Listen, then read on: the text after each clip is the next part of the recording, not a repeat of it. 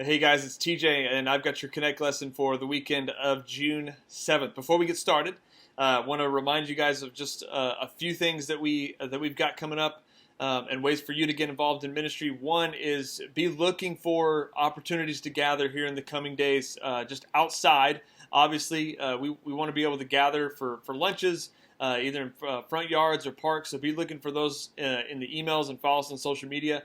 We've got Bible studies happening this summer. You can contact Drew, Morgan, or myself if you want to get involved in those. And then there's opportunities for you to serve as well. Be mindful of those opportunities. We're still making sandwiches. This is the last week that we're going to be doing that for Cornerstone Kitchen. You can also stuff the pantry for Brother Bill's in West Dallas, and then the Amazon wish list for Jackal Elementary. That's the summer school supply drive.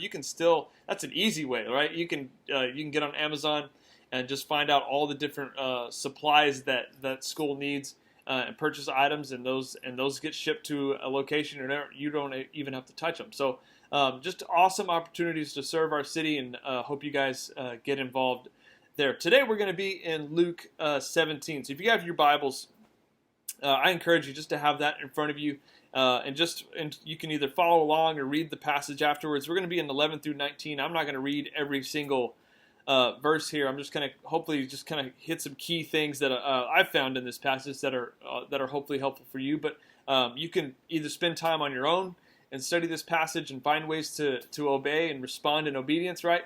Or spend some time as a family and what that looks like, and spend some time with mom and dad and talk about ways that you can respond the way maybe this one leper will respond, right? I think if you've grown up in church, you've seen or heard this story several times, because you always talk about the one guy that went back and said thank you, and those other 9 jerks just left. But we'll kind of dive into a little bit more about what that looks like. Before we even jump in, I don't know if you're like me. I like the "you had one job" meme. I love looking at those, or College Game Day during college football season has a whole segment dedicated to that, and it's really your job when it came to something in football. But this meme is, you got different things that just seems like easy jobs people that should have done correctly, but they've somehow messed it up. David Crowder posted on Twitter last week when he was at a hotel. Someone had put the toilet paper roll on the other side of the wall from the toilet, and he was just like, you had one job, like, really. So that was pretty funny. I think the one job that we have as parents, we have a ton of jobs, right? But the one job we're constantly telling our kids, we do this with Zoe, is like, hey, learning how to say please and thank you, right? So just say thank you. You had one job, you had a party, somebody gives you something, just say thank you, right? Or your grandparents give you something, just say thank you. Now here's the deal. We probably all struggle with offering gratitude. That's not it. It sometimes doesn't come as natural as we'd like it to. But what we see here in this passage is that thankfulness is actually a response, a response of worship, right? And so let's jump in. Luke 17 verse 11. And this is Jesus cleansing 10 lepers. And on the way to Jerusalem, he was passing along between Samaria and Galilee.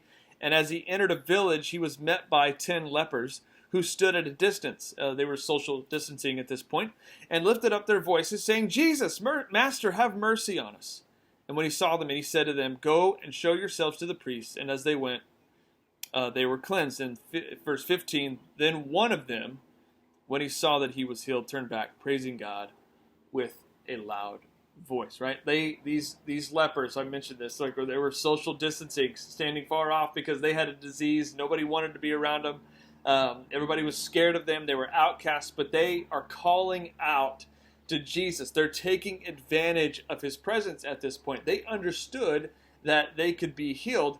9 really just more on a surface level. We'll kind of dive into that a little bit more, but here's the deal. When we cry out in desperation, Jesus will be there to respond. He's faithful to do so. And then what we start really figuring out is that in verse 16, is that this one guy that turned back is actually a Samaritan. He's not a Jew. And so we talked about the woman at the well last week, that she was a Samaritan. Samaritans and Jews did not get along. Jesus kind of maybe caught some flack for talking to a woman in the middle of the city, but also because she was a Samaritan.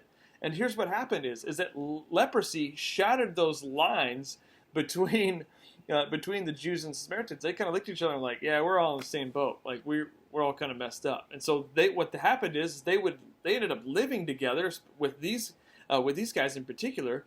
They lived together in shame. And so Jesus isn't afraid of those who might be different or outcast or sick. He embraces those who are different than you. And so then you move into 17 through 19, and what we find out is that there's really only one man, this Samaritan, who actually receives salvation because of a thank you. Now, it's because of his faith, obviously, but he turned around and is praising Jesus at this point for what had happened. You could say that the healing of the others was only skin deep, right? Dad joke if you really want to throw that in there, right? But what saved this man was his faith. In Jesus alone. The man's return meant he wanted more than his skin disease to be healed. He needed all of himself to be rescued. And so the main idea that I'm trying to get across today is that saying thank you is the natural response to God's work in us. Right? Saying thank you is the natural response to God's work in our lives. When we respond with gratitude, it acknowledges that we're in need, right? We need somebody to come and rescue us and come and save us. So what do we do with this? I think there's three things I want to look at for us that help us to kind of apply this message. And you may find some more things when you dive in. But the first thing is don't spiritually distance yourself from Jesus. I think a lot of times we tend to have this attitude that Jesus doesn't care about certain things, and my response to that would be, how do you know if you don't ask, right? How do you know if you don't cry out in desperation to say, Jesus, I need your help. Jesus, I need assistance here. Whatever it is that what we find out is that he's faithful to respond. He may respond differently than what you expect, but he is faithful to respond, and his invitation is waiting for you. Secondly is respond obediently, right? Respond obediently. You see all 10 guys, like they cried out to Jesus. They said, we want to be healed. And he goes, go and show yourselves to the priest. And so they immediately left, right? But it's in that moment where we find out that only one of them turned back and actually receives much more than just his skin being healed. But obedience leads to a relationship. It leads to deeper growth and understanding of who Jesus actually is. And finally, is tell God thank you. What are some things, right? What are some things you need to thank him for right now? You can create a list of gratitude as a family, create a journal, write all these things down so you can just kind of have this attitude of thankfulness, of an attitude of gratitude, right? It's not a practice reserved just for Thanksgiving during November, but it's an actual posture of worship and a posture we should find ourselves in daily. All right? So, encourage you again, look at Luke 17, 11 through 19, and maybe you'll find some other things in there as well. All right? Love you guys. Hope you guys have a great weekend. See you later.